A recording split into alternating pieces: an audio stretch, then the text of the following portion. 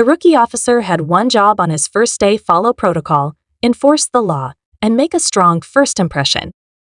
But no amount of training could have prepared him for what happened next.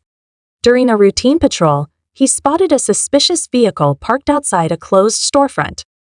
Dark tinted windows, an engine still running, and a figure inside that didn't seem in any hurry to leave. It was enough to raise red flags. Trusting his instincts, he called it in, approached with caution, and did everything by the book. The driver refused to comply right away, acting annoyed rather than concerned, which only made the rookie more certain something was off. With his heart pounding, he ordered the man out of the car and, after a tense exchange, placed him under arrest. Backup arrived just in time to witness the cuffs clicking into place. That's when everything changed. The officers who showed up didn't jump in to assist, they froze. Then came the looks of disbelief, the awkward shifting of feet, and finally, one of them broke the silence. You do know who that is, right? The rookie's stomach dropped. This wasn't just some random suspect. He had just arrested his new supervisor on his very first day. The rookie's breath caught in his throat. His grip on the cuffs tightened as his mind raced to process what he had just heard. His new supervisor? No. That couldn't be right. He had checked everything: the suspicious behavior, the refusal to cooperate, the failure to show identification right away. Everything had pointed to something being off, but now it seemed like the only thing off was him. The other officers exchanged uneasy glances. One of them, a senior cop with graying hair and a badge that had seen more years than the rookie had been alive, took a slow step forward. "Son, you might want to take those cuffs off," he said carefully, as if speaking too quickly might cause everything to explode. The rookie's heart pounded in his ears. His supervisor, still restrained, was glaring at him, jaw tight. "This is some first impression you're making," he muttered. The rookie hesitated. His training told him to stand by his decision, to enforce the law regardless of rank. But this wasn't some textbook case, this was a nightmare. He reached for the keys with a shaking hand, fumbling slightly as he unlocked the cuffs. As soon as they snapped open, his new boss flexed his wrists and exhaled sharply. The tension in the air was suffocating. "What exactly made you think I was a suspect?" The supervisor's voice was eerily calm, but there was an undercurrent of something darker beneath it. The rookie swallowed hard. "Sir, I saw a parked vehicle in a restricted area, engine running, no immediate response when I approached. I followed procedure." The other officers remained silent, watching, waiting. The supervisor let out a short laugh, shaking his head. "You followed procedure, huh?" His eyes locked onto the rookie's. "Did you call in the plate?" The rookie hesitated. His supervisor scoffed. "Did you?" "No, sir," the rookie admitted, his stomach sinking. "So, instead of verifying who I was, you jumped straight to detainment?" The rookie had no answer. Every explanation he had felt flimsy in the face of his mistake. The supervisor ran a hand down his face, exhaling through his nose. "Unbelievable," he muttered. "Get in the car. Now." The rookie blinked. Sir, you heard me," the supervisor said, his voice sharp. "You want to follow protocol? Fine. Let's go have a conversation about it." The drive back to the station was silent, tension thick enough to choke on. The rookie sat stiffly in the passenger seat, every passing streetlight flashing across his face like a spotlight on his failure. When they arrived, the supervisor led him inside without a word. Other officers gave them curious glances, whispers already spreading. The rookie wanted to disappear. Inside the office, the door shut behind him with an ominous click. The supervisor leaned against the desk, arms crossed. "You think I was some random criminal?" he started. "Fine. Let's assume for a second I was. Do you really think that was the best way to handle it?" The rookie hesitated. "Sir, No. You listen," the supervisor interrupted. "You just put cuffs on someone you didn't even bother to identify. What if I had been an off-duty cop? What if I was an undercover detective working a case?" The weight of his mistake crushed him. I should have run the plates, he admitted. You should have done a lot of things, the supervisor shot back. He sighed, rubbing his temples. But I'll give you this, at least you weren't too afraid to act. The rookie blinked. Sir, the supervisor studied him for a long moment. There are worse mistakes a cop can make than being too cautious. That doesn't mean you're off the hook, though. The door suddenly swung open. Another officer stuck his head in. Sir, you're needed in briefing. Something about that break in downtown. The supervisor nodded, but before he left, he pointed at the rookie. You. Stay here. We're not done. And with that, he was gone. The rookie sat there, staring at the desk, his mind spinning. His first day wasn't just off to a bad start, it was spiraling into something much worse.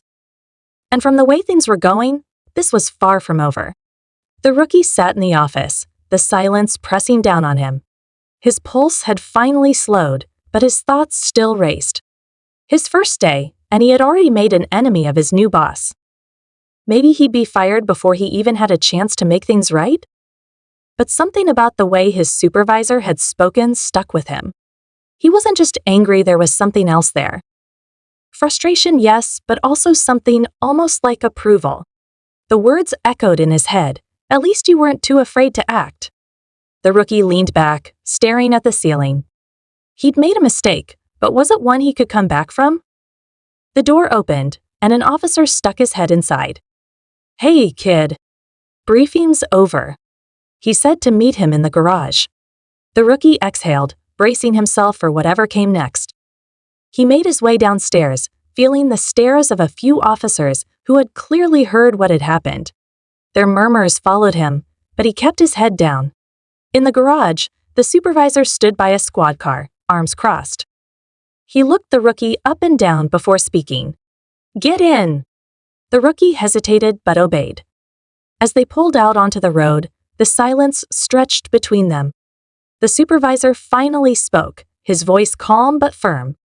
We're going on a ride along. If you're gonna learn, you're gonna do it firsthand. The rookie stole a glance at him. Sir, am I? You're not fired. Yet, the supervisor cut in. But let's just say you've got some making up to do. They drove through the city, passing neighborhoods that the rookie had only seen in training reports. Some areas were quiet, others were buzzing with life.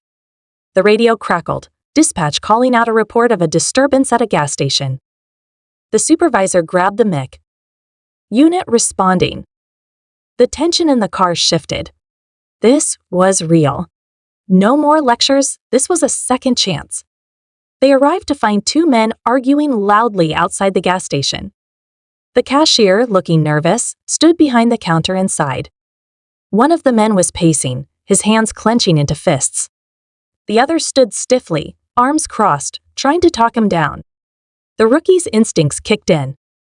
He was already reaching for his radio when the supervisor put a hand on his arm. Watch. Listen, he said quietly.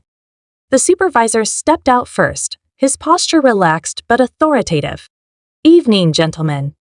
What's going on here? The angry man whirled toward them. This guy's trying to rip me off? The other man sighed. I told you, the pump didn't charge your card twice. The supervisor nodded, absorbing the situation. All right. Let's take a breath. You mind showing me the receipt? The man hesitated but reached into his pocket. The rookie watched, taking note of how the supervisor kept his tone level, his stance open but firm. No immediate accusations, no jumping to conclusions. Just control. After a few minutes, the situation diffused.